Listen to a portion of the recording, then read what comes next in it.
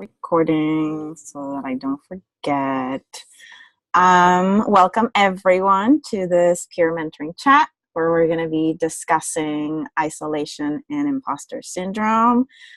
Super important topic. I have a few change, well, really one big change. Unfortunately, Dr. Jadida Isler is not going to be able to join us. She is in Italy right now, and her internet decided to break down. So she doesn't have data and doesn't have phone where she is. So unfortunately, she's not going to be able to join us, and I'm super bummed because she's fabulous. But we're going to carry on, and we're going to have the conversation. Giovanna and I are going to pinch hit for her, and be your facilitators / sounding boards.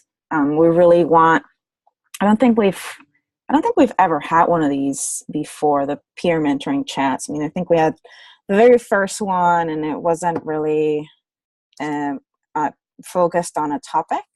And so the way that this is going to work, and it's a little different from our conversations with scientists, is that you all are going to lead the chat.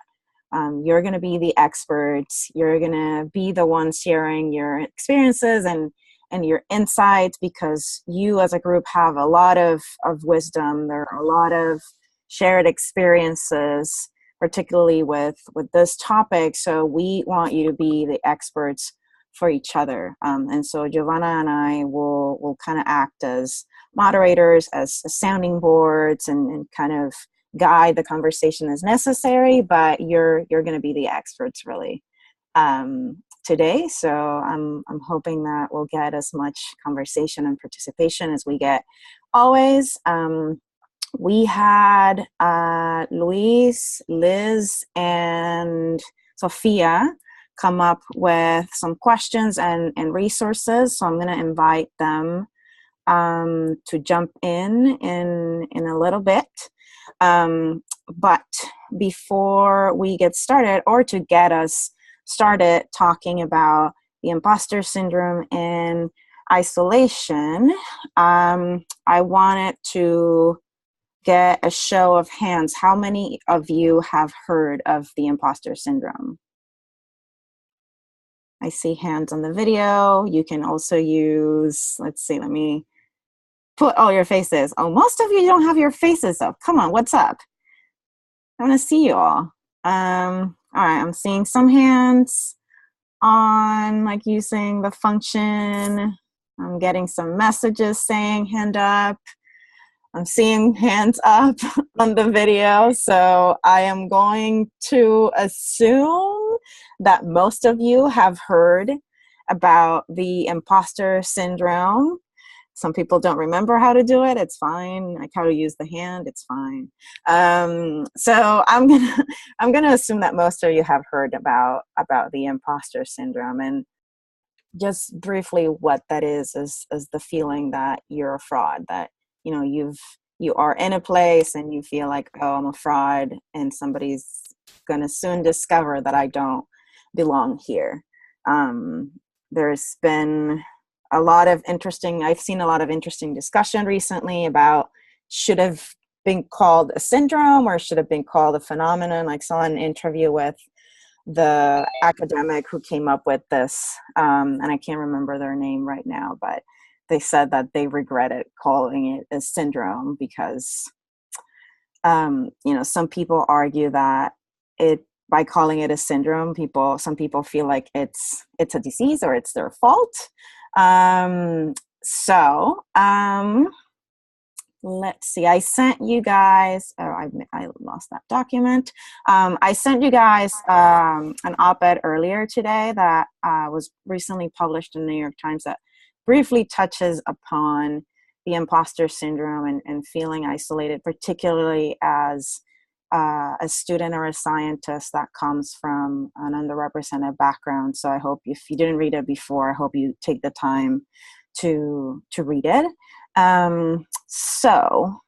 Let's see. Sophia, Liz, or Luis, do you want to take us away and get us started with the discussion?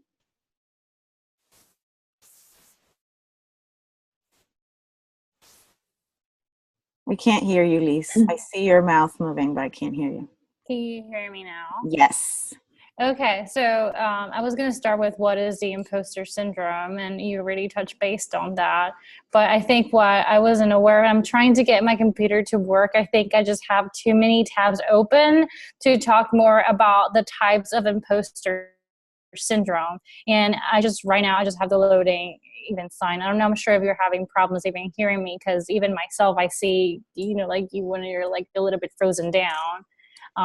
We can hear So you okay, or at least I can hear you okay. okay. Yeah, my computer's not behaving well. But as Monica said, is this feeling where you feel like you're in a fraud or you don't belong in that place, or your achievements are really not based on because you're an intelligent person, but rather based out of luck. And again, let me try to so there's two of the resources where we put also in terms of um, what type of syndrome, the one that just opened, and again, sorry, I will try to put it again, because there was a resource where for me it tells you kind of like in disguise, like, oh, like I've already felt this way and I didn't know it was one of the signs of actually having the imposter syndrome. So the research that again, my computer, I apologize. So in this one, it says type 1, where you feel that you're just fake. And then there's a second one that you're feeling where it's, I'm not really a talented person, rather I got through it because I was lucky. And then there's a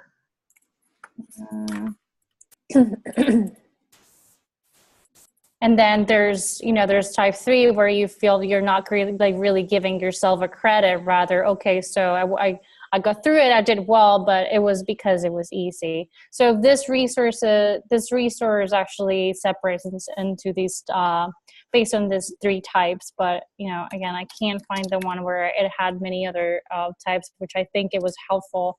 Once I get my computer to work, I'll send it to you guys. So, because I think it was helpful for me. Yeah, I think Giovanna. I just put it in the chat. Yeah, I'll put it in. Like, sorry, I think honestly I have too many. I had a presentation today. I was actually, like before talking here, so I have still like a lot of tabs open from that. So I apologize for that. Don't worry. Giovanna just shared the link on the chat, so if people wanna take a look at it. It'll give you a sense of, I think there's a couple that I'm finding, and it's on the document that was also sent by Janet, so you can take a look at those. But basically I think it's categorizing it into like types or like boxes that you can feel in. It's like, you're phony, or you feel like you tricked your employer into hiring you. There's other types of imposter syndrome that it's like you're a perfectionist, so you feel like you're never going to be able to actually be good. And so, I think it may be helpful to look at that list and see in which of those do you might fit. I mean, you might not even realize that some of your patterns, like you said, like being perfectionist might actually fall into that category. So I'll find it out and then I'll send it. But I think what you were mentioning, who started, was Dr. Pauline Rose Clance. I think that was the first who called it the imposter syndrome, right? And later on. So some people do it interchangeably, right? Imposter syndrome or imposter phenomenon. And it came from a study of women who were in a really high, good position, but then they felt like they really didn't belong there. So that's where it initially started, the actual concept of the imposter syndrome. So I think Sophia now will ask one of her questions, and then we'll move along to some of the others as well. All right, can you hear me? Anyone? Yes. All right. So the other question that we had is for everyone, and anyone can answer this question, anyone that feels inspired to share. So do you openly share your feelings with others? And then who do you share these feelings with? Who do you talk to when you have these feelings? And who do you go to when you have these feelings? Anyone want to volunteer? So that's an excellent question. And I think that really, it gets into how do you deal with the imposter syndrome. But before, I actually wanted to, we started with asking people, do you know what the imposter syndrome is? And I wanted to ask you guys to share, have you experienced this? And if so, like how? How does it feel? When have you experienced the imposter syndrome? And people can feel free to just unmute yourself and speak up and share.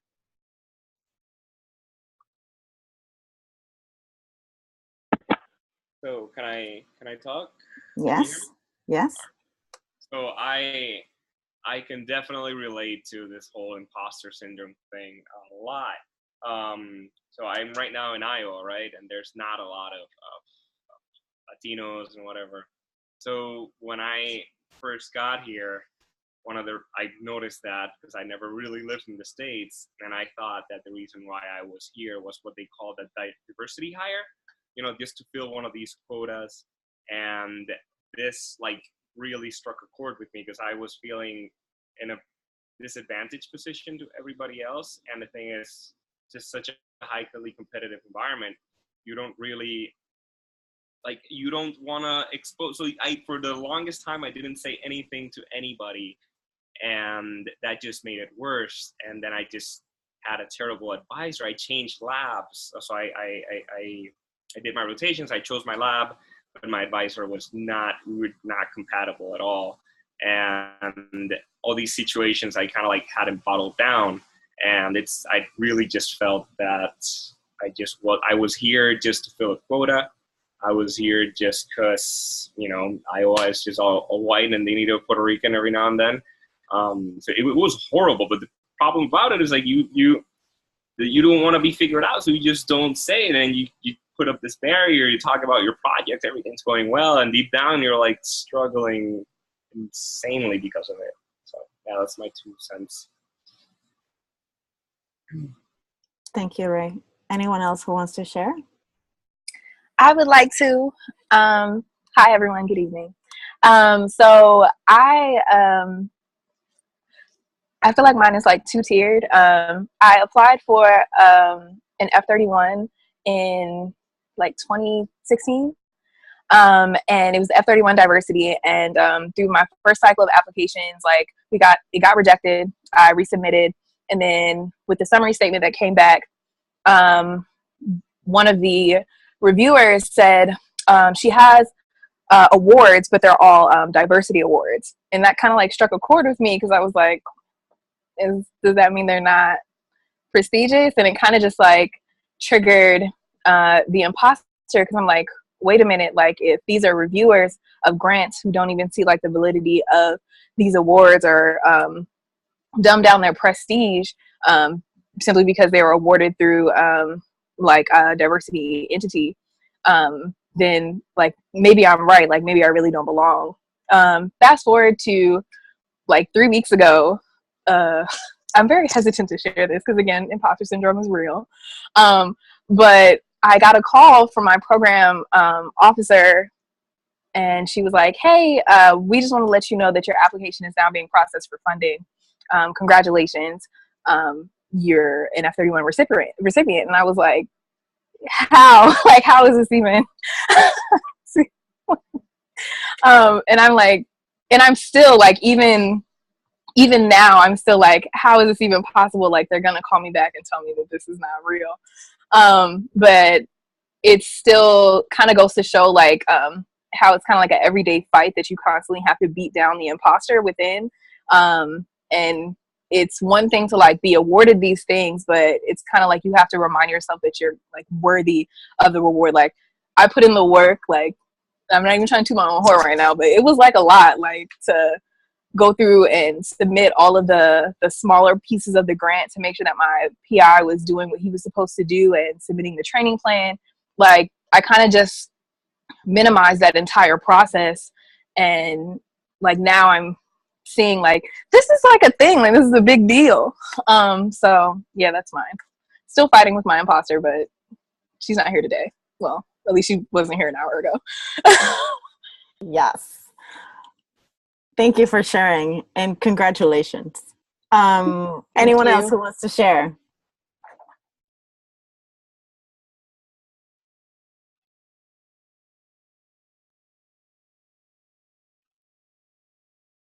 This is my I'm waiting head bob. Well, I'll just go. I think I became familiar with what the imposter syndrome was about 2 years ago. And I think sometimes like you compare yourself. So I'm the only minority. I don't know about, so I'm an off-campus student. So I don't know if new program, like new year, like incoming students or some minorities in the program, but at least in my year, I was the only minority. And so you go through a lot of, you know, new and different, like a new environment when you come into grad school, and you sort of like compare yourself to other students who, you know, taking the minority, you know, along a side, you feel like, okay, we're coming from different like bachelor programs, like programs. Like I'm a chemist major going into completely like bio program. And you're seeing how for them they're running smoothly in the courses, and you compare yourself like, oh my God, like I'm not doing, you know, as well. And you're thinking, and then, you know, I have to retake a course, and, you know, and so I think as long as you compare yourself to other ones in a way to make yourself better is fine, but not in a way that you're taking credit of yourself. And I think I still deal with the imposter syndrome, but I have also learned to be able to do that and like just compare myself to myself and how long, you know, how far I have actually become. When it comes to a minority, and there's a question about, you know, a minority later on. I think we don't have to go in order, right, Monica? Is it okay? Okay. No, we don't have to. You know, we're having a conversation. So yeah, I really hate the fact when even we shouldn't think this way, that we got something because we are a minority. I feel like we don't need our own space because we can't compete with someone else. We have people before us to create that space or that environment to enrich for minority, because other non-minorities wouldn't allow us to reach to that level.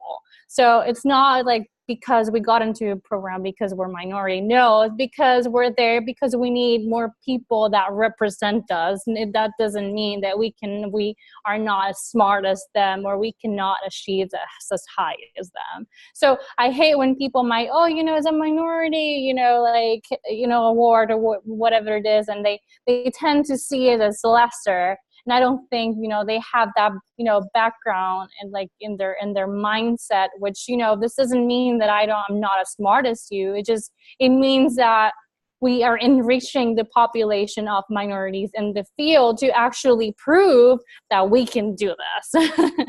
So I don't know. I just kind of like, you know, let it out there, you know. Sorry for that moment. I don't know. don't apologize. Please don't apologize. I hate that, because sometimes that comes across when you're, you know, when you're talking to, oh, minority, like, you know, even as a minority, when you're competing to each other, that still means we are as smart, you know. So, and it's just as good as any other program. And I don't know, I just want to make that point, but I hate when people and other non-minorities will look at it as that way. I see Rosario has her hand up, and Miguel, I see you raising your hand. So Rosario, do you want to speak up? Can you guys hear me? Yes. Okay. So I'm glad that you guys brought that up, because I'm not quite sure how to interact with people when they talk about diversity fellowships and diversity scholarships. I remember when I was in my post-bac program, or maybe it was in my undergrad. It was a few years ago when I was at UNM, and I was standing with two of my friends, and we were right next to one of those bulletin boards, and it had a sign for one of those for one of those kind of a diversity initiative research opportunities. And both of them were white, and they both kind of turned to each other and started talking about how unfair it was that these kinds of opportunities are offered to you just because you're brown. And I remember standing there and not really knowing how to interact with that situation and being super uncomfortable. And I just never talked about it again, and we just kind of pretended that it didn't happen. I don't know if you guys have experienced something similar, and what is an appropriate way to interact with that situation? Yeah, we can definitely talk about that. But before, Miguel, do you want to share what's on your mind? Yeah, so something that I wanted to touch base or kind of touch back to something that Liz said about how to perceive these diversity initiatives that are specifically put forth to increase the representation and to have the biomedical workforce be more representative of the actual U.S. population, right? So to touch base on that, so both Nature and Science have both recently had really great articles talking about diversity and the advantage about having diverse teams when doing research. So if you, so I'm actually looking up articles. There's about 3 or 4 articles in Nature that speak specifically to the improved performance of diverse teams in regards to both research and other professional sectors. So it's not just about, we're doing it because we need to, be fair, or because we need to give these people a hand out or anything like that. It's really not that. I think we need to change the perception of what it means to embrace diversity. You shouldn't do it because it is the kind of the trend and the hot word. It really is more beneficial for the institutions, for the research, for society to get different people with different perspectives on solving, the problems that we're currently engaging. So I think that in addition to understanding that they are on equal footing in terms of quality, it's an advantage to be part of a diverse team. And I think we should be proud of that. I mean, I know that I view a problem differently than my white counterparts because I grew up in an environment where I didn't have much. So I needed to be resourceful as opposed to some of my peers, right? So it's different. It's a different perspective. And I bring that to the table, and I'm proud that I can bring that to the table. And I'm proud that there's certain things that I have discovered in this lab that have led to 3 publications that I did, right? And without me, those publications wouldn't happen.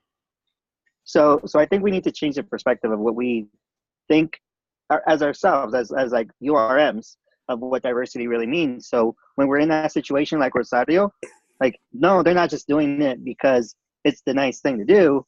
They're doing it because it's beneficial for them to bring in diverse groups of people. So I just wanted to say that. That's wonderful. Thank you, Miguel. I think it really helps to put things into perspective and to, have a reality check, because that's what you just described is the reality, despite what, other people might say or, suggest in front of you. But I do want to go back to Rosario's comment, because in the moment, and I'm sure this has happened to me, Rosario, the situation you were in, and I'm sure it's happened to a lot of us here. In the moment, it definitely shakes you up. I can totally relate to that. Right? Do you feel like that those comments triggered an insecurity in yourself that you might describe as imposter syndrome in that moment? You're muted, but if you want. I would say, yeah, definitely. I just remember feeling really uncomfortable, and then I just felt really crappy for a long time after that, because it made me kind of question all the programs that I've been in, whether or not I actually earned anything. Yeah. and then feeling weird because both my friends were white, and it was just a really weird interaction because I didn't notice that until they said something. And then I kind of noticed that we were coming from a very different cultural perspective. Yeah, and I think that's one reason why, even though this is not a minority issue, this is imposter syndrome is not a minority issue. It's not a women's issue. There's, psychological studies that show that everybody suffers imposter syndrome. In certain situations, minority students get more triggered to have these thoughts, or are in environments where they can be triggered to have these thoughts. So I think it's a good discussion to have, like, if you're in that situation, what do you do? How do you cope with it emotionally in the moment? Does anybody have ideas?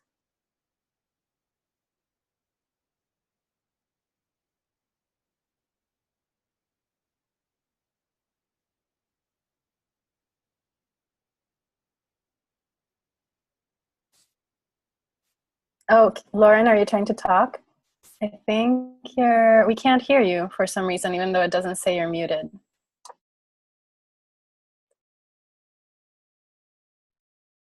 Oh, can you hear me? Oh, now we can. Yes. Perfect. Okay.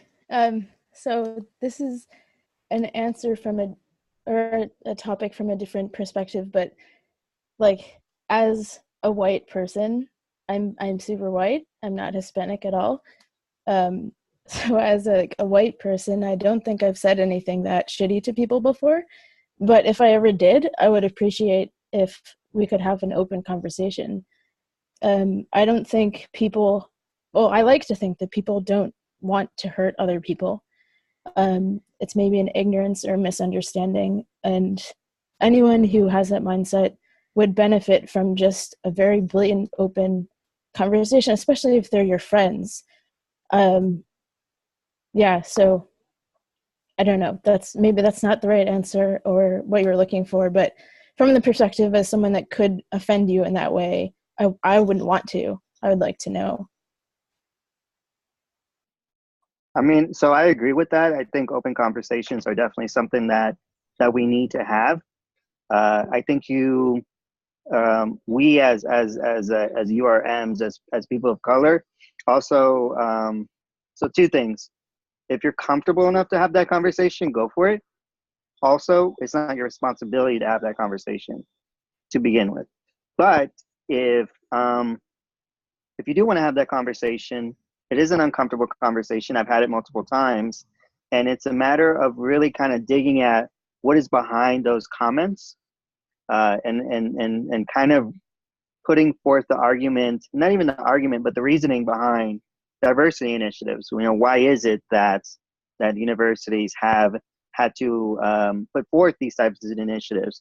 Well, it's because for decades, these specific group of people were actually excluded from these institutions. So now, to ensure equity amongst groups, there's certain things that need to actually be put forth to achieve this equal playing field. So it's putting it in a historical perspective, in a historical context, but that's only if you're wanting to have that conversation. Like, we shouldn't be held responsible to always have that conversation, because honestly, it gets exhausting. Why do I have to define myself to you? Why do I have to define and give you a reason why I'm here? I'm here because I'm good at what I do, and that's it. Oh, and I happen to be brown, but that's it. Yeah. Thank you both for sharing. I think something I absolutely agree with you. It shouldn't be the responsibility of the oppressed to end their own oppression. And sometimes often it feels like it's that way. But I think, to Lauren's point, especially if people are your friends, sometimes it's ignorance. It's people haven't lived certain experiences, so it's hard for them to understand. But I think something that helps is to try to find common ground. I think there is no right way to have this conversation. It's going to depend on who you're talking to. It's going to depend on the context in which you're having this conversation, what your goal is. But I think always trying to find common ground, it can be a really great way to start, because as Miguel said, it is a difficult conversation. Sometimes it can be uncomfortable for both sides for very different reasons. But sometimes I've been in situations where it's turned into a hostile conversation, and you certainly don't want that. And so you finding common ground and common values, if you are I've been in the context of department conversations where we've been part of like staff meetings or faculty meetings, and I've had people say, oh yeah, we need to increase our recruitment of people from underrepresented backgrounds, and someone else has said, well, does that mean that we need to lower our standards?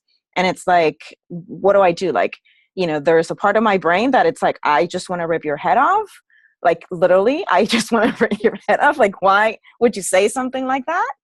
But then the other is like, well, no, like obviously that's not going to be a great starter for a conversation for me to say, that's a racist comment. And so it's like, well, what are the things that we care about? We care about the success of this department, right? So that's common ground. And can we use that as a starting point to have this conversation so that we can at least have a dialogue of why are these things important to me? Let's see, Adrian and Albert, you had your hands up, but I see they went down. I mean, can you hear me? Yes. I was just gonna basically say something very similar to what Monica said. I remember being a first year here at Penn, and because we have a dean in the med school who's Puerto Rican, right? And he is the dean for research and diversity training programs. Our school has become very diverse to the point that the next year's incoming class, I think, is 33% diversity, which is insane to think, right? When you think about these giant schools. But I remember being a first year and having classmates ask me like, oh, why are there so many Puerto Ricans here? Is there like a special partnership with the University of Puerto Rico? And that sucks. And it makes you, feel like, well, yeah, well, like, why the fuck am I here?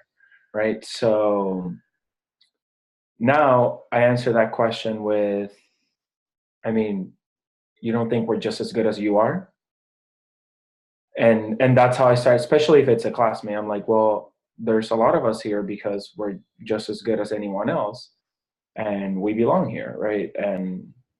But I do agree that conversation is important, and depending on the person and the context, it has to shift and change. And now that's something that I do with at least my friends or people that I know that are in my cohort, or when they say things like that, is I challenge them, right? It's like, oh, so does that mean you don't think I'm just as good as you? And just kind of go about it that way, because a lot of the times they don't even know what's happening, or the comments that they're saying are hurtful. And the other thing is, especially for the younger kids, right? We have to do that too. I mean, I know it's not our job, but that's something that I had a rotation student earlier this year, and she is Puerto Rican, and a lot of what she said was like, oh, like, I'm not going to pass my qualifying exam, like, oh, like this test. And I'm like, no. And we don't have to do that, right? Like, that's not our job, but I think it's important, and something that we can do to make it better and more inclusive, and just start changing little things in people's languages and people's head about what diversity is and what diversity is actually accomplishing, as opposed to just numbers, right, and statistics. Albert, I see your hand back up. You're muted.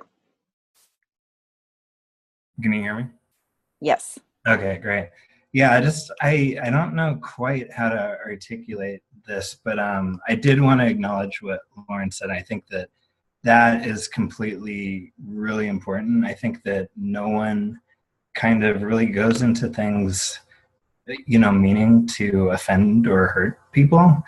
And I think that there's something that Adrian, you just said, challenging people. I think that that's really important. But what I've heard from individuals who aren't minority individuals is it seems to be that there is this potentially lack of sort of receptiveness to questions relating to wondering why these are important, so that there's this sort of, I guess, not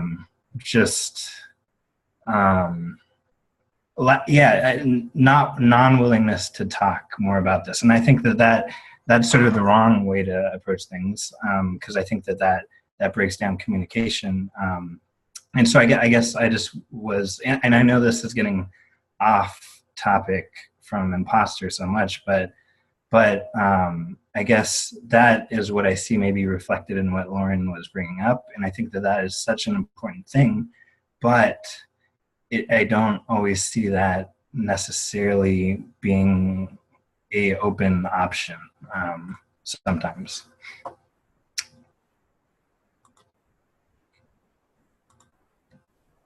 So I don't know. Just wanted to throw that in there. Thank you. No, thank you, Albert. Joanna, were you going to say something? Yeah, I was going to say these are all the very important discussions. But I wanted to bring it back a little bit to the original point about, when you're triggered to have this imposter syndrome, how do we react? Personally, aside from maybe talking to the person that triggered you, perhaps, it wasn't a person, perhaps it was a situation, perhaps it was just an environment you were in. What can we do? How do you, I think in the document, the discussants shared, they called it emotional hygiene. I actually really like that term. I don't think I'd heard that before, but how do you apply that emotional? Sorry, I'm hearing some feedback. How do you apply the emotional hygiene? What is that emotional hygiene that can help us surmount that imposter syndrome? Can you hear me? Yes. So that term was coined during a session with my psychologist at the University of Puerto Rico at Maya West. And it was through those sessions with her that I acquired, let's say, several tools or skill sets to deal when these emotions rise. For example, I'm now in Indiana, and tomorrow I have to participate in a panel, and I feel very stressed. I feel that I don't know, even though that I'm going to speak about my research, I feel that I don't know about it, that I'm gonna look stupid or something, but I'm gonna do it. I'm gonna be, let's say, at the arena, even though I'm feeling all of this. But there was a time that I wouldn't be in the arena, that I would boycott myself. I wouldn't apply for internships or opportunities. I would evade speaking in front of people, etc. And through acquiring those skill sets with her, and that can be different for many people. It could be to see things from another perspective, understand how you were reason or other stuff. And it has helped me a lot. And I think that having that opportunity to have emotional hygiene, because there's so much stigmatization about going to a psychologist or counseling. And I think I see it as going to the dentist, as going to your annual check with your doctor. So to have an emotional hygiene, to have that space, preferably with a counselor or a great friend where you can speak about those issues that one has. So one of the questions that we have is if one of the fellows or any of the fellows have seek emotional support or counseling through their institution. What are the motivators and barriers to seek counseling? So if you can give us your perspective on that.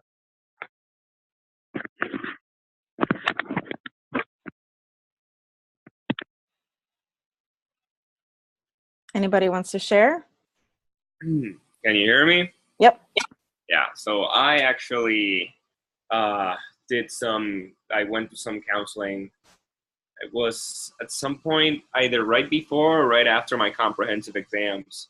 And I feel like it helped a lot, but it wasn't like it didn't do it all, right? I had to expand my network. I had to like find people in my day-to-day life that kind of like helped and supported me.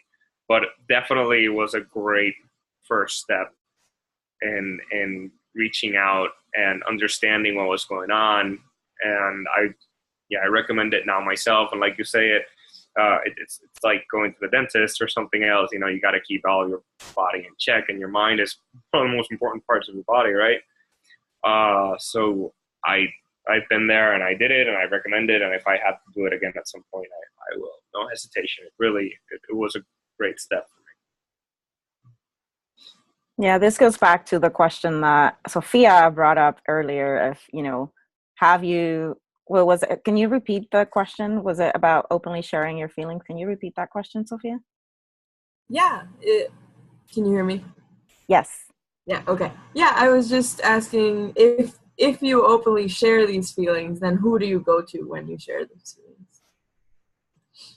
Yeah, so who wants to share a bit about that, other than, going to a counselor or a psychologist?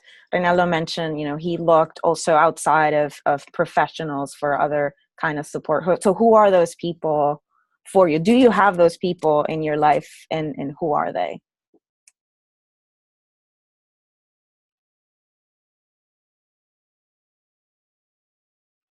Can I talk? Yes, so for me, I talked a lot with who used to be one of administrators of the program. So I think, she went through and she heard me out with, during some of the like obstacles I went through the initial phase of grad school, and, and still till today, she will keep me, if you need that like boost to make you feel better, just let me know. It's just having like your own like personal cheerleaders sometimes who, keep you feeling good about yourself. I like some of, like how to deal with it from the resources said, just keep a little of the imposter syndrome in your pocket, in a way of staying humble. Like you don't want to also appear like cocky, right, to people. But I think at least, for me, I think it's a continuous like battle. There's you learn how to manage it, how to make it, be a little lesser, but I think there might be still some lining in the background. But for me, at least, the having her and having someone who knows exactly what I went through, like really like I was like first row, how like what I went through, and keeping you in check, like you have come this far. Sometimes you feel like you just I can't deal with this anymore, and again, having that cheerleader that has been on the first row, it has been helpful for me. Excellent. And I see some people commenting on the chat, like, you talk to each other here in this group, to parents, PIs, other faculty, other graduate students. So who else do you talk to? And, how do you bring up the topic of here's what I'm going through?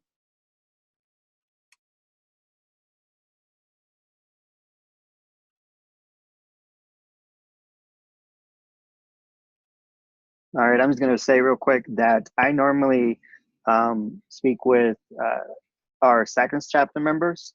So if you have a Sagnas chapter at your university, that is a great resource for connecting with minority STEM students that go through the same things that you do, potentially in different fields, but you'll find that the struggles and the challenges are actually pretty much the same. In our chapter, we have physics graduate students, we have ecologists, we have biologists, and we just have all types. But after our chapter meeting, we generally stay and kind of go back and forth with stories as to guess what my PI say today, or I'm dealing with this, and trying to kind of be that support system. So I would say if you have a Sagnas chapter at your university, they're great people to make connections with and talk about these kind of things, because they go through them as well.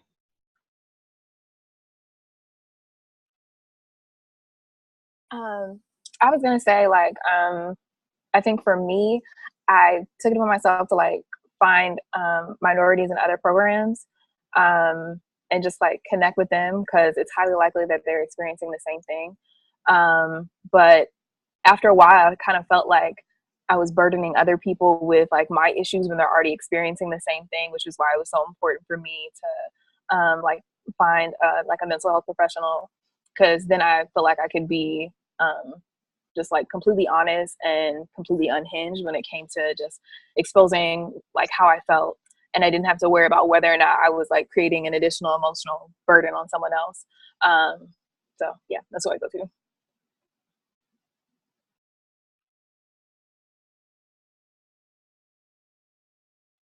Kaylee, do you want to go ahead? You have your hands raised. Yeah, can you hear me? Yes. Okay. I know for myself, sometimes talking to other grad students or other academics is not always the most helpful, because sometimes it turns to like this cyclical thing of like, yeah, I also feel bad, or yeah, I also feel the same things. So it helps give me perspective to speak to like my family members or my partner who doesn't know what it's like to be in a PhD. And then sort of like, Kaylee, stop and think. You're in a PhD program, like you've done this and that. So it kind of helps me step back. I'm like, you know what? Yeah, I actually am doing well.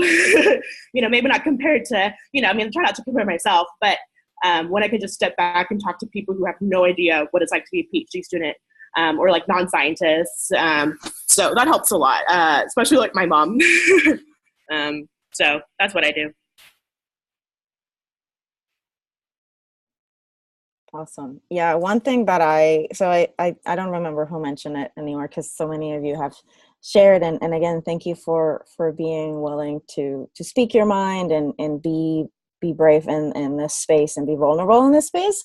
But something else that I do is, well, first, what I was going to say is that, yes, the imposter syndrome is something that unfortunately you have to continuously deal with. I used to think like, oh, once, or some people feel like, oh, once you've reached a certain level, like you've made it and you don't have to deal with this. And it's always something that you have to manage, or at least it's something that I still have to manage. And a lot of incredibly successful people that I'm like, I want to be like you when I grow up, still deal with it. It gets easier, and you just have, you add tools to your toolbox and like how to deal with it. And one of the ways that I manage it, on top of everything that you have mentioned, is I actually have chats on my phone on like WhatsApp or Facebook Messenger of, Roxy said that CEO is in her squad. So I have my online squads that I go to when I am feeling that, I'm having these feelings of isolation, or like, oh, I feel like I don't know why I'm here, or I feel like a fraud or like an imposter, and I reach out to them. And sometimes it's as easy for me as sending a quick message saying, I'm about to do this, or I am feeling, and I'm feeling this way. And people will reply back to me and just cheer me on. And sometimes it can be as easy as that. And it seems really simple, but it really helps to have, like, I have this, my cheer squad at the tip of my fingers. And so other than actually having in-person conversations or phone conversations, having, those little messages on your phone is really, really helpful. Yeah, Sophia's writing a really good tip on the chat about how to create the conversation if it doesn't naturally happen around you. And I also really liked the homework, the optional homework that the discussants had on their sheet. I don't know if you guys saw it, but it said optional assignment: ask your mentors if they have experienced imposter syndrome and have them share a story anecdote of how they dealt with it.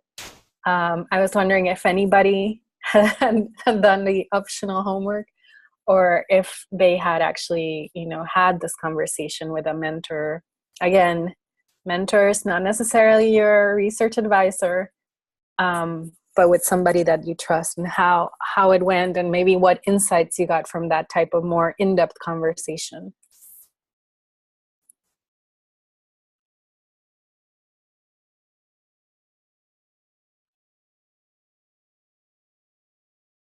I can start.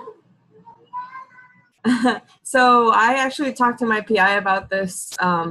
So there was a fellow lab mate that went to an interview, and she went through the whole interview process and talked about how she was feeling anxious about it. And then my PI started talking about how when she was interviewing for her position, she felt like an imposter, and even in faculty meetings, she still feels like she doesn't belong for some reason, even in her professional settings where they actually invite her to talk because they really want to know what her research is.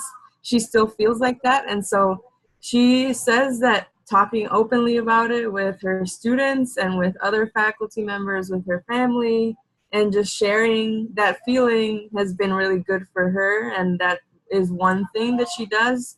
And surrounding herself with positive people, basically, and trying to have a good work-life balance too, has really helped her out.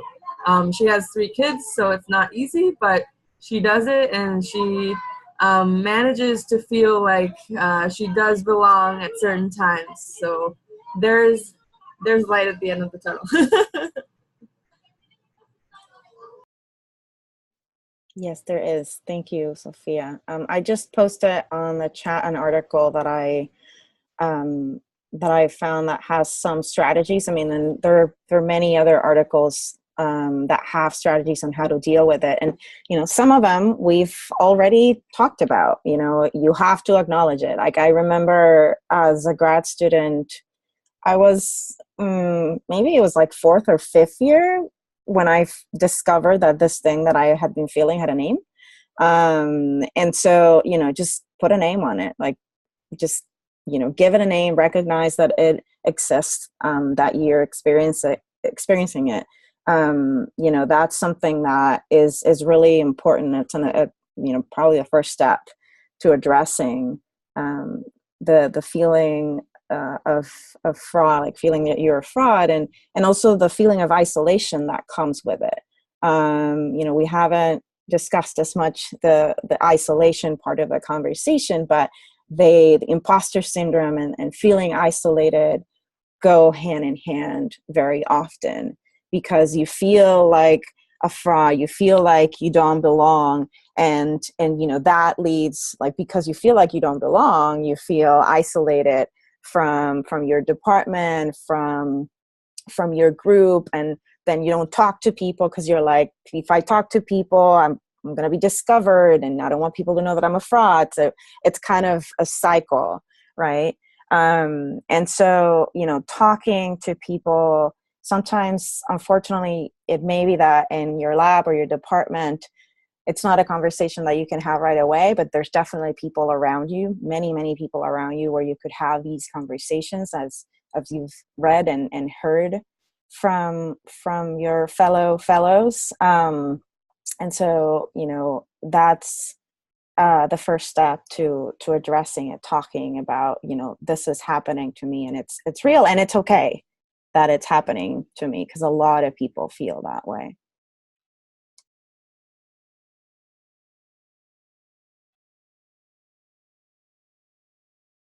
So I didn't do the optional homework because I didn't get the chance to, my mentor, but I am really curious to know, so I'll still do it.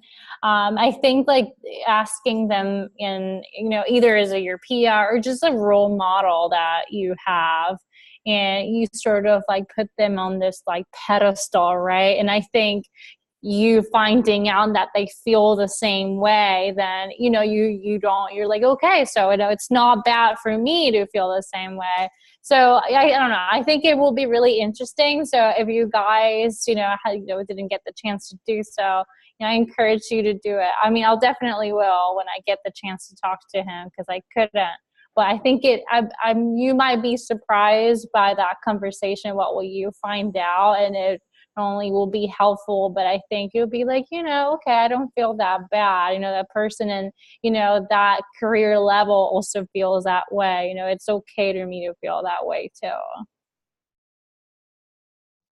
Absolutely. Miguel, I saw your hand up. Yeah, so I wanted to say that for anybody that does the homework assignment, if your PI says that they do not have ever struggled with imposter syndrome, they are 100% lying, absolutely lying, because everybody struggles with it. Absolutely everybody struggles with it. I will say that obviously minority groups struggle with it differently and to a certain different extent, but every single person in academia and really any field deals with it, right? The question, the self-doubt, they deal with it. I just recently found out that, so my biggest thing with imposter syndrome is writing. I get into my head about writing and I can't write. It takes me forever to get something on paper. It really does. Everything else I'm okay with, but when it comes to writing, I really struggle quite a bit. So I talked to my PI about it, and she said that my co-PI, who's been doing academia for 30 years, has been fully funded, like perfectly funded for 30 years, struggles with writing. And that just happens, right? Like people struggle and they think, wow, like I don't know how I made it this far, but clearly something, there was a mistake somewhere. So yeah, so if you ask your PIs and they say no, they're lying. Wonderful. Rosario, you have your hand up as well. So I'm sitting here just kind of listening to everything that you guys are saying and reading through the screen, and I just started to think about how funny it is. I think our first chat, I was actually really, really impressed with everybody here. And then when I met all of you guys at the conferences, spent time with you, I remember just being kind of blown away by how much kind of like this collective group has accomplished. And I don't know, it's interesting listening to this and sitting here and be like, oh, wait. Because I came home from the conference and then from the first meeting was talking about all of you guys, how impressed I was and all the stuff you guys have done. And the number of fellowships we have between us is this crazy list. And it's crazy list of accomplishments. So I guess I just wanted to comment on that too. And that helps a little bit. That actually does make me feel better that all of you guys feel the same way, even though in my perspective, everyone is doing pretty well.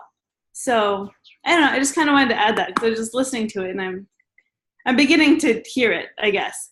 So I just wanted to comment a little bit.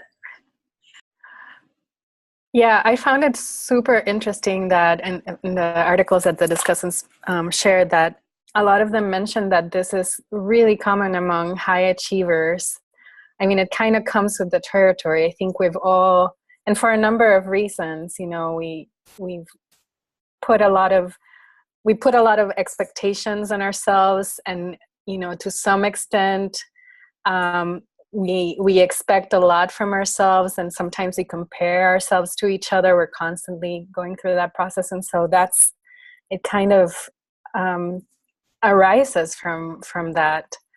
Another thing that I thought was really great was, I think it was the first link that was in the document where the psychologist had a column, and she actually has a really good audio clip And she talked about different situations where you can kind of catch yourself as you're starting to fall into this pattern of thinking that you're an imposter in different situations. And I mean, I like immediately saw myself reflected in many of those instances, like when somebody gives you a compliment and says, you know, oh, wonderful job on your presentation today, and you're like, well, you have to say that, right? You're not going to tell me that I did poorly. Catch yourself. That is, prime imposter syndrome. If you find yourself thinking that, stop and say, hey, wait a second. Like, talk to yourself as you were talking to a friend. Like, don't do that. This person is giving you an honest compliment. Accept it and take it, and then use it the next time you have to prepare a presentation. So I think, just being aware that it exists and that people suffer through it, and that, we're all at risk for it, is a really good way of, stopping it in its track before it makes any damage. Jose, you have your hand up? Anybody hear me? Yes. I think also I don't know. I don't think nobody has to address this, but it should be mentioned that also imposter syndrome will come as well when you don't win things. Because when you win things and you're like, oh, like I got this fellowship, I probably don't deserve it. But when you don't get it, it's like, oh, like I knew it. So I think it's also we should all stay mindful of just we lost that fellowship or that fight, let's say, but there are going to be many other ones that you can just keep applying and keep trying. I think staying mindful is very important. So when I was checking out all these tweets when people got the NSF-GRFP, I was like, God damn it, I didn't get it when I applied, so I must suck. But I saw this tweet and it was interesting. Of a professor from University of Chicago, I think, and he wrote, "Oh, for anyone that didn't get the NSF-GRFP, I didn't get it when I applied, and I'm still a professor, and I'm still successful doing other things, and I didn't get it. So it's not like you don't get the NSF-GRFP, therefore you're just gonna suck the rest of your life. It's not so." I'm trying to stay mindful of like you didn't get this, so the imposter syndrome is still not true, even though you lost that fight. But just staying positive. Yeah, that's it.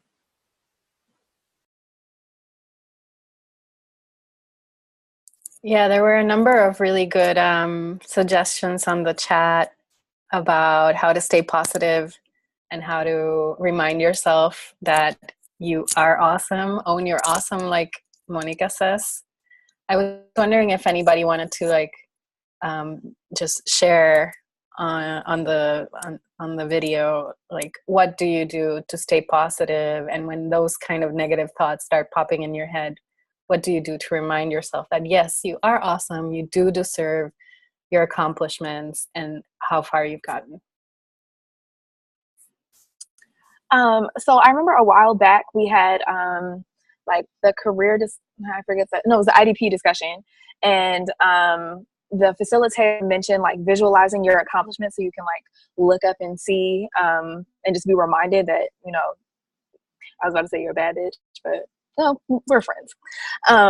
So I am like, for me, I put up like I'm obsessed with coloring. Like I'm super into like adult coloring. So like little things like that are like accomplishments for me, because I'm like, ooh, like you colored the mess out of that. Like, or just like I have a bunch of Post-its around my desk that have affirmations and like suggested timelines. So just like I'm remembered that like the road has an ending and there is life after graduate school. Like all of those things are really important in like combating imposter syndrome for me.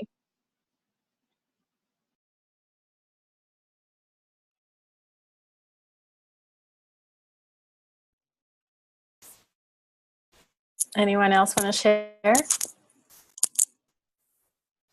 I think when you're I think it just as following up with looking at your achievements and keeping yourself or yourself up with your progress. I don't know if you guys can see me because I can't see myself on the little thing. I don't know. You're frozen, but we can hear you.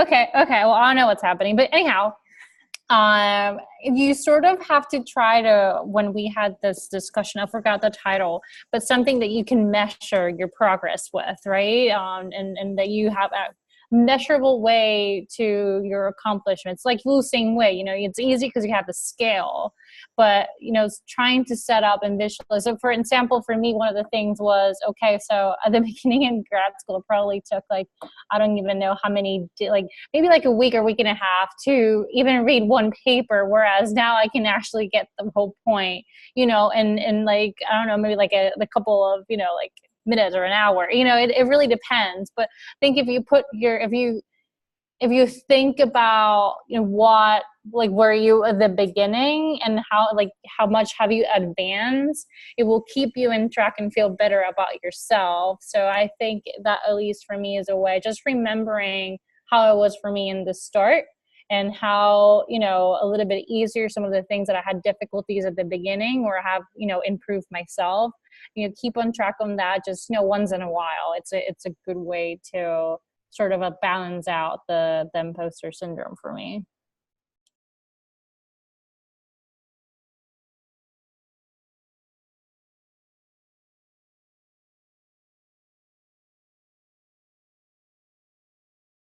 Anyone else who wants to share?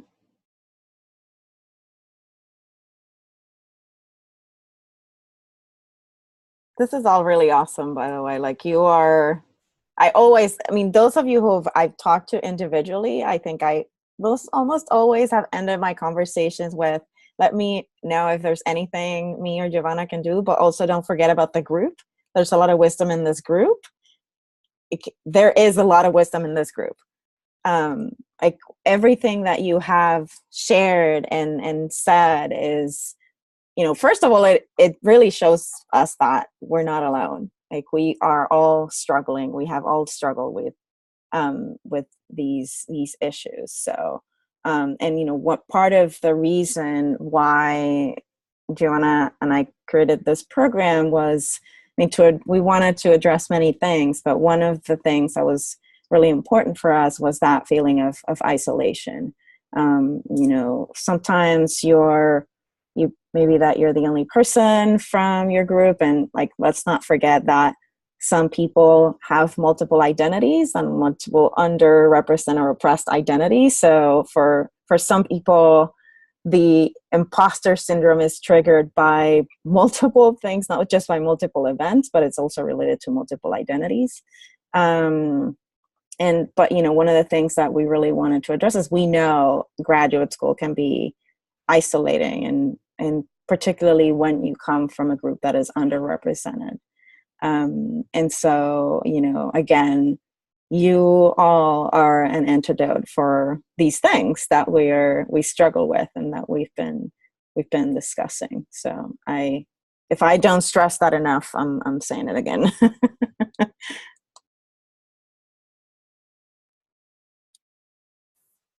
Yeah, I think mindset is so important. So start training yourself. You know, when you accomplish something, it doesn't have to be like an outward award, but just when you do something that you feel satisfied, that like you internally high five yourself about doing, just, you know, take a moment to appreciate that. I can tell you that as you continue to develop, those moments will come back to you, and you'll start building your confidence for all of those things. You know, you're all entering the world of intense research, and so there's a learning process, there's a learning curve. Of course, you're not going to be, you know, immediately Nobel Prize winning scientists. You know, nobody comes out like that. And I think Sophia mentioned the growth mindset. It's so important to recognize that it is a learning process. But I can tell you with my years of experience that, you know, I do call back to things that happened in grad school where I was like, damn right, I did, like, you know, I totally rocked that thing. And I can see now that has built my confidence to be able to do those tasks as a professional. So it'll get better. One final piece of advice that that was in the documents shared, and I don't know if anybody has mentioned it in the chat, was serving as a mentor to others.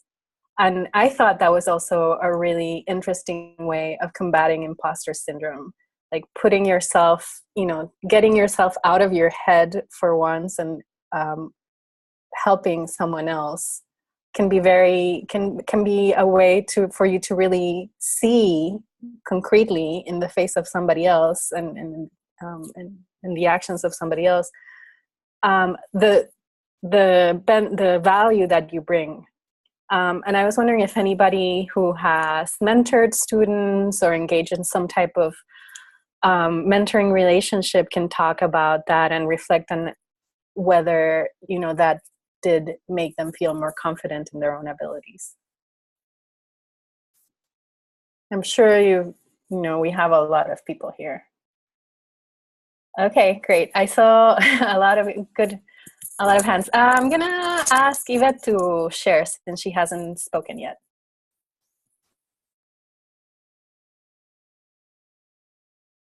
You have to unmute. Hello? I guess you can't see me either, though. Oh, we can see you. Okay. Yeah, I actually went to an imposter syndrome event that they held at my school recently, and they did this thing where they asked us to list out our recent achievements or what helped us combat imposter syndrome. And what I actually ended up focusing on was what made me feel good and like just happy with things I do in life. And one of the things that came up was mentoring, and I remembered how several of my mentees have reached out over the course of the past 2 years that I've been with them and have told me about their accomplishments or how I helped them. And it made me realize that I have things to give to at least younger generations. And so that helps me feel like I'm progressing, like I have things to offer and therefore I am doing good.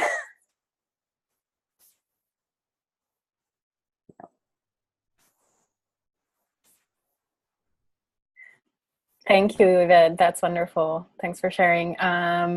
We also have Lauren Edwards and then Jose.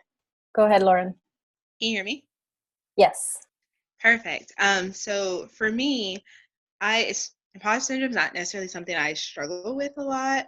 I've built up a very confident, just persona. So it's never been a super big thing for me, but it is something that I try and instill in all the kids I mentor. So my outreach has for Yale has started, and I have kids aging from ages 5 to 14, and they're at a camp. And so whenever we start my science sessions, we always start them with affirmations, so that way they know they can be scientists or doctors or lawyers or whatever they aspire to be. And that's kind of helped foster it while they're young, because I think if you build confidence, you let them know that they've earned everything they got, then they won't deal with it as much as adults do, because they're used to it their entire lives. So that has helped me inspire in them to make sure that they don't have the same amount of issues that we are facing as adults.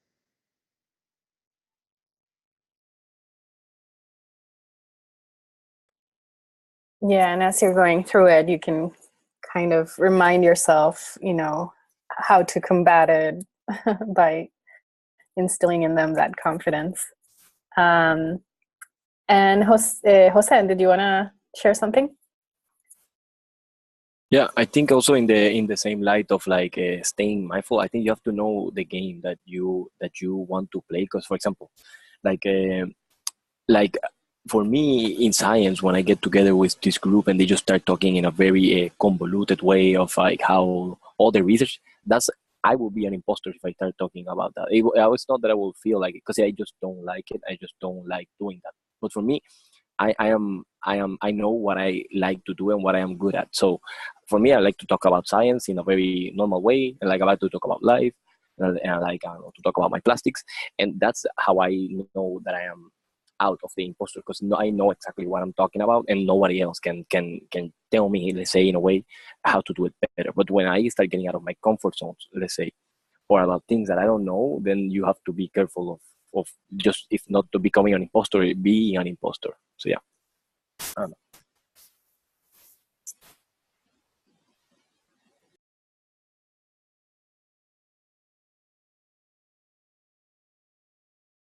Can I speak? No, I am also. Like, so I guess for me, I never felt this until I reached grad school. So it had, and again, this kind of like comes along with, this is common among high achieving people, and it comes like more later in your career when you are narrowing that, sort of like pulling down. It gets narrowed down at the end of that like tunnel, right, where you're having people that are well more prepared, as in compare maybe you were in middle school where things were a little bit easier and you didn't feel that way. But for me now, I have a summer student, and that has also helped out to feel a little bit more confident about it. What can I actually bring to the table? And sometimes like she will say, like, well, like, a lot, and you're like, no. But I think sometimes you do need to give yourself a credit of how far you have become. But I also believe that not only you can bring something to a younger generation or scientists, I also feel that talking to your program directors, there's also power of your perspective and your experience to give them a perspective of how can you feel the imposter syndrome. So at least I did have a conversation with my my program director, and that sort of like shaped his mentality. I mentioned that I had to retake a course, and he actually told to my he actually told right to my face, like, I don't know how a student can get a D in a class and retake it and get an A. And I was like, how you as a program director can just gonna say that, right? And so, now we, after retaking the class and actually getting an A, I talked to him about that experience. And, I feel like also you letting them know I feel like in his position, he should have been a little bit more supportive, not telling that to a student. So you make them a little bit more mindful of how how they should, talk to other students. So it's not only to younger generations, but also how can you help your program directors to have a a better graduate program as well.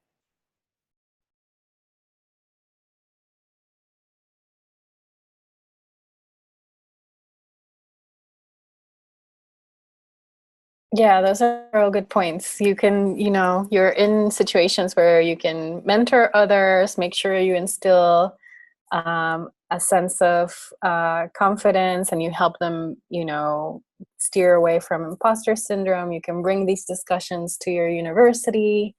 If you feel comfortable in a position to talk to your mentors or to others, you can also think of ways in which they can help make their programs better for other students. Anybody else that wants to share how mentoring interactions help combat imposter syndrome, or anything else that you'd like to discuss before we leave? Angel, you have your hand raised. Do you want to speak up? Hello, can you hear me? Yeah. Hi, so actually mentoring for me was one of the biggest triggers of imposter syndrome. And it was because I started mentoring and I thought that I wasn't prepared, and that the students could see through my flaws and could identify that I didn't know exactly what I was doing.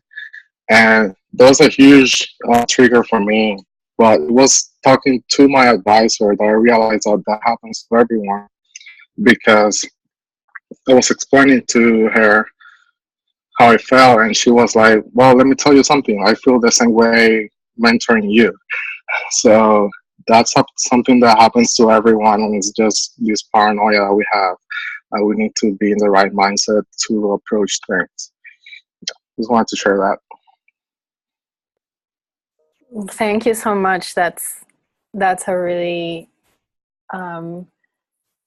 great personal story, and I think, you know, mentoring is definitely another skill that you guys are learning and are developing. And again, we all know it doesn't come naturally to people. You have to learn how to do it and develop it. So I can understand how that could also be a trigger for imposter syndrome. Okay, there were some other hands up. We have about 5 minutes, so feel free to jump in and if you want to share any last thoughts.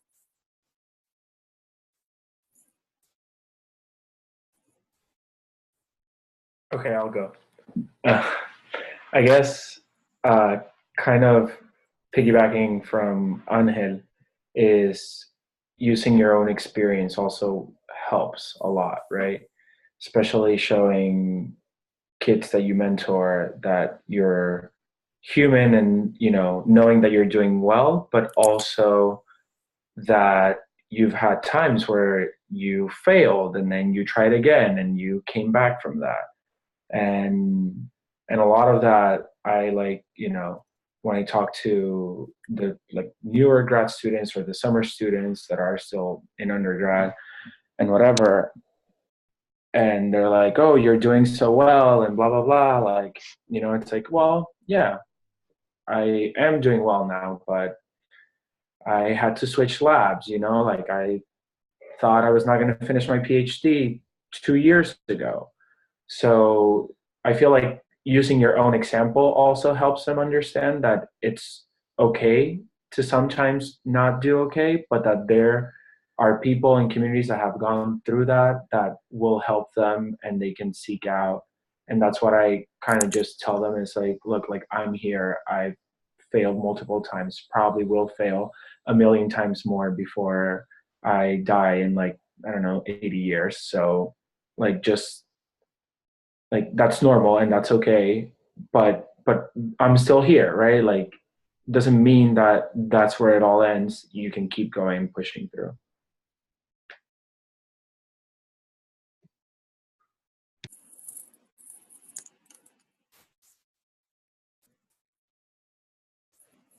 Thanks, Adrian. I think that's a really inspiring thought. I don't know, Monica, is there anything you want to do to close out the session? Or Sophia, Liz, and Luis, are there any things you want to share with the group based on your, you know, reading and preparation for the discussion? I think Sophia had a list of the things that you could do to write down. Did you want to go ahead and do that, Sophia? I can kind of like touch some of that, but I think she has some other details. Yeah, sure. I kind of shared it with the group, and I can for sure in the like affirmations document kind of write them so that people can see them. But other than, I mean, we've talked about most of these, but the common themes that we see in terms of like dealing with imposter syndrome is acknowledging that it exists, acknowledging that you are awesome and that you're great and you should be there, seeking concrete feedback and seeking ways to actually see how much you're doing and why it's important. Go back and always think about why you're doing what you're doing. Mentor others and just take care of yourself, basically. That's like the main takeaways that I could think of right now. But in the Google Doc, we'll probably have way more than that. Yeah, you also had like to like write down like your strengths and then like your more recent accomplishments. Oh yeah, for sure. That's one thing that you could do. Just write down cool things that you've done, and then share it with someone or just have it for yourself. I think it's a really good tool and a really powerful activity, and it'll take a couple minutes. So. So basically, create your own emotional hygiene habits for your well-being. And he drops the mic. I think Adrian, who was it? Stephanie suggested that we create a document where we all collect affirmations, so we can all share affirmations and share with each other. And Adrian has offered to create a Google Doc, or he has created a Google Doc, and I already sent it to everyone. Sent it to everyone, so I don't know why I'm talking. There it is. It just came into my inbox. Thank you, Stephanie and Adrian, for the suggestion and for sending the doc. Thank you, everyone, again for being so willing to share and for being candid and vulnerable with your experiences. It's always great to see that. It's always great to learn from you and from each other. So we certainly appreciate that. And just remember, you are awesome, so own it. And if you feel like you're not for a brief moment, give us a call. All right. We will see you next time, whenever that is. I think it's June 29th. Is that our next meeting? No, we actually have Thursday. Special. Yes, Yeah, we have a special session on Thursday for those of you who can make it. We've realized that in some situations it's hard to find who to talk to for certain sensitive situations within the departments, and that's where an ombudsperson, which most universities have that role. It's a really great resource. So we're going to have an ombudsperson here at Yale talk to you a little bit about what that role is and how you can find them at your university, when you might want to reach out to them. Spoiler alert, she told me that if you think you might need them, you should definitely contact them. And she's also going to talk about conflict resolution strategies in general. So if you're interested, feel free to join in this Thursday. And then we're going to have a workshop on the 29th on mentoring relationships and how to make the best of them. All right. So everybody take care, and we'll see each other soon. All right. Have a good night, everyone. Good night.